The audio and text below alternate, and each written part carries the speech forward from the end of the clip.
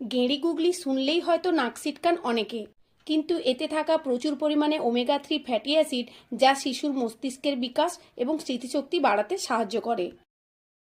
বাজারে দেখতে পেয়ে প্রায় 200 গ্রাম মতো কিনে এনে 2-3 ঘন্টা ফ্রিজে রেখে দেওয়ার পর ফ্রিজ থেকে বের করে এইভাবে আঁচটিকে তুলে ও নিচের দিকে নাভিটিকে কেটে ভালো করে ধুয়ে নিয়েছি।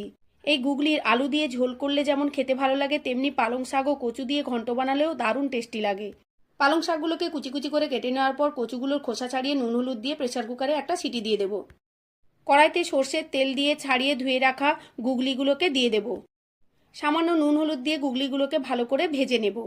গুগলিতে পটাশিয়াম বেশি এবং সোডিয়াম কম থাকায় রক্তচাপের মাত্রা বজায় রাখে, স্ট্রোক, হার্ট, কিডনি রোগের ঝুঁকিও কমায়। এছাড়া প্রচুর ক্যালসিয়াম থাকায় হাড়কে সুস্থ ও মজবুত রাখে। কড়াইতে সর্ষের তেল দিয়ে ওর মধ্যে 5 ফোড়ন, তেজপাতা, শুকনো লঙ্কা, বেশ অনেকটা পরিমাণ পেঁয়াজ কুচি, হলুদ গুঁড়ো, নুন, লঙ্কা গুঁড়ো ও টমেটো কুচি দিয়ে কিছুক্ষণ কষিয়ে নেব।